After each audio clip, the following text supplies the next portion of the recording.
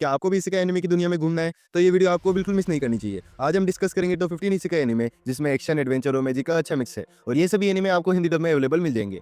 तो बिना time waste किए वीडियो स्टार्ट करते हैं। बात करें हमारे फर्स्ट एनिमे के बारे में, वो है re zero starting life in another world. इसके प्लॉट के बारे में बात करें तो नात्सुकी सुबारू एक नॉर्मल लड़का है जो एक दिन एक अलग दुनिया में पहुंच जाता है। उसके पास एक स्पेशल पावर होती है, जब भी वो मर जाता है वापस जिंदा हो जाता है। हर बार जब वो वापस आता है उसे नए चैलेंजेस को फेस करना पड़ता है। हर बार वो अपने दोस्तों को बचाने की कोशिश करता है, पर दुनिया के डार्क सीक्रेट को समझना उसके लिए बहुत मुश्किल हो जाता है। ये एनिमे बहुत इमोशनल और इंटेंस है। सुबारू का सफर काफी दर्द और चैलेंजेस से भरा हुआ है। हर एपिसोड में नए ट्विस्ट होते हैं जो देखने में काफी इंटरेस्टिंग है। अगर आपको साइकोलॉजिकल और ड्रामा पसंद है तो ये एनिमे आपके लिए है। बढ़ते हैं हमारे नेक्स्ट एनिमे के ऊपर, वो है सुकीमिची मूनलाइट फैंटेसी। इसके प्लॉट के बारे में बात करें तो मकोतो मिसुमी, जिसको एक गोडेस ने दूसरी दुनिया में बुला लिया था, लेकिन उसे हीरो बनने की जगह उसे बेनिश कर दिया जाता है। मकोतो अपनी मैजिक एबिलिटीज का यूज करके दुनिया को अपनी तरफ से समझने लगता है। धीरे धीरे वो बहुत पावरफुल हो जाता है और अपनी जिंदगी को अपनी तरीके से जीता है। ये एनिमे एक फनी और एंटरटेनिंग टेक है इसेकाई जॉनरा का। मकोतो का कैरेक्टर बहुत ही यूनिक और एज्यूमिंग है। अगर आपको कॉमेडी और एक्शन का कॉम्बिनेशन चाहिए तो ये एक मस्ट वॉच एनिमे है। अब बढ़ते हैं हमारे नेक्स्ट एनिमे के ऊपर, वो है क्वालिटी एश्योरेंस इन अनदर वर्ल्ड। इसके प्लॉट के बारे में बात करें तो ये एक अलग दुनिया की स्टोरी है जिसमें क्वालिटी एश्योरेंस टीम का एक मेंबर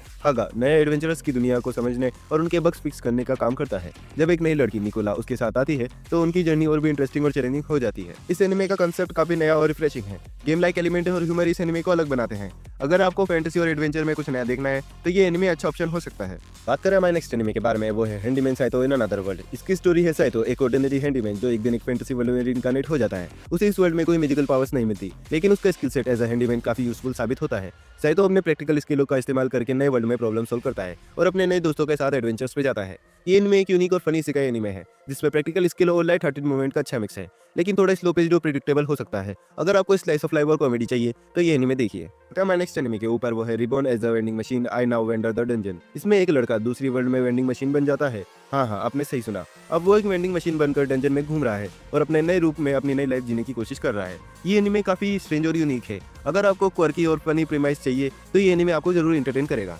बात करें हमारे नेक्स्ट एनिमे के बारे में, वो है my unique skill makes me OP even at level 1। इसके प्लॉट के बारे में बात करें तो ryota सातो एक ऑफिस वर्कर एक दिन अपने आप को एक अजीब डंजन में पाता है। इस वर्ल्ड में मॉन्स्टर्स हर चीज को ड्रॉप करते हैं। ryota का स्टेटस और लेवल भी लेवल 1 मैक्सिमम थी, लेकिन उसके पास एक यूनिक स्किल थी, ड्रॉप स्किल ऑल एस, जो हर चीज को एस रैंक पर ड्रॉप करने की पावर देती थी।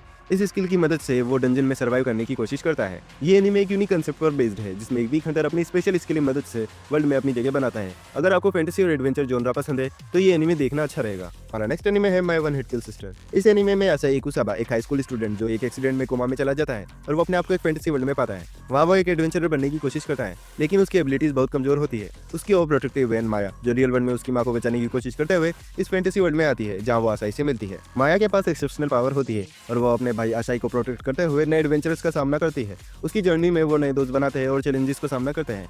ये एक फनी और एक्शन पैक्ड एनिमे है जिसमें भाई बहन की स्ट्रॉन्ग बॉन्ड दिखाया गया है। अगर आपको फैंटेसी और कॉमेडी चाहिए तो ये एनिमे अच्छा रहेगा। बात करें हमारे नेक्स्ट एनिमे के बारे में, वो है Kamikatsu working for god in a godless world. Yukito Urabe एक रिलीजियस कल्ट लीडर का बेटा होता है जो उसकी फैमिली के द्वारा एक रिचुअल में सेक्रीफाइस किया जाता है। मरने के बाद वो एक ऐसे वर्ल्ड में रिइनकार्नेट होता है जहाँ गॉड का कंसेप्ट नहीं है। युकितो अपने नए विलेज को बचाने और नए वर्ल्ड में गॉड को लाने की कोशिश करता है।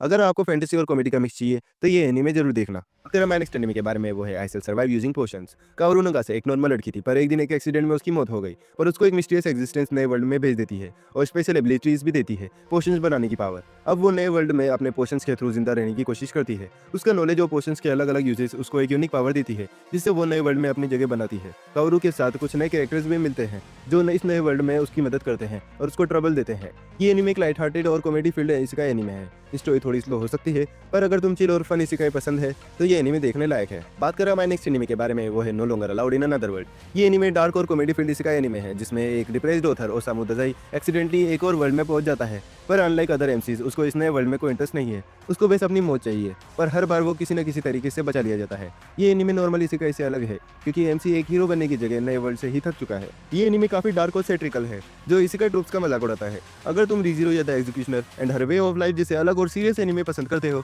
तो ये भी देख सकते हो। ये एनिमे फनी भी है पर सेम टाइम पर डीप भी।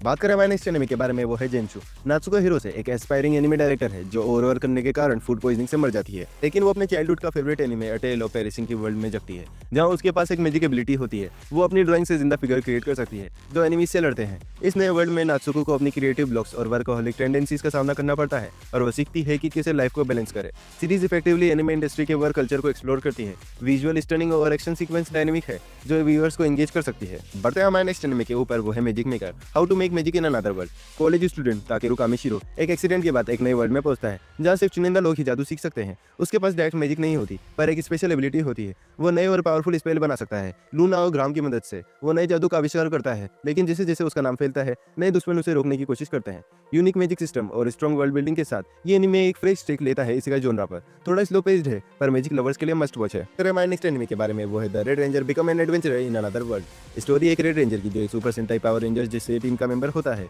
एक दिन एक बैटल के दौरान वो एक अलग वर्ल्ड में चला जाता है। यहाँ पर ना तो कोई उसकी टीम का है ना ही कोई बैठ गए जिससे वो फाइट करे। उसे एक एडवेंचरर की तरह नई तरीके से जीना सीखना पड़ता है और नए दोस्तों के साथ मिलकर नए चैलेंजेस फेस करना पड़ता है।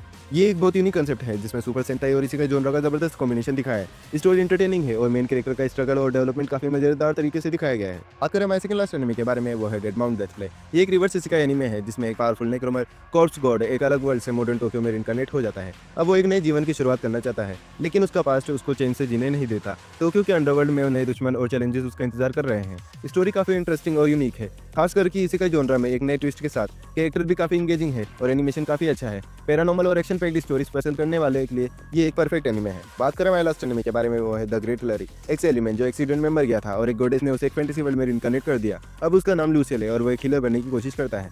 उसके पास हीलिंग मैजिक और थोड़ी मार्शल आर्ट स्किल भी होती है। अपनी नई लाइफ में वो एक चर्च में काम करता है और अपनी एबिलिटीज का यूज करके लोगों की मदद करता है। धीरे धीरे वो वर्ल्ड के करप्शन को समझता है और उसे सुधारने की कोशिश करता है।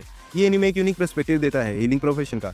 अगर आपको फैंटेसी और स्लाइस ऑफ लाइफ एनीमे पसंद है तो ये एनीमे डेफिनेटली देखना चाहिए। तो बात करें हमारे बोनस एनीमे के बारे में वो है the wrong way to use healing magic. ये स्टोरी है केनु सातो की जो एक ऑर्डिनरी हाई स्कूलर है जो गलती से एक फैंटेसी वर्ल्ड में समन हो जाता है। वहाँ उसके पास रेयर हीलिंग मैजिक होती है जो रेस्क्यू टीम की कैप्टन रोज का टेंशन लेती है। रोज उसे इंटेंस ट्रेनिंग देती है और केन अपने दोस्तों को बचाने के लिए स्ट्रॉन्ग बनता है। ये एनीमे इसी के जोनरा में एक फ्रेश ट्विस्ट लाता है। हीलिंग मैजिक के साथ एक नॉन हीरो का जर्नी फैंटेसी और मैजिक के फैंस के लिए मस्ट वॉच एनीमे है। अगर आपको ये वीडियो अच्छी लगी तो वीडियो को लाइक और चैनल को सब्सक्राइब करना मत भूलना और कमेंट में अपना फेवरेट एनीमे बताना। तब तक के लिए stay awesome and keep watching anime.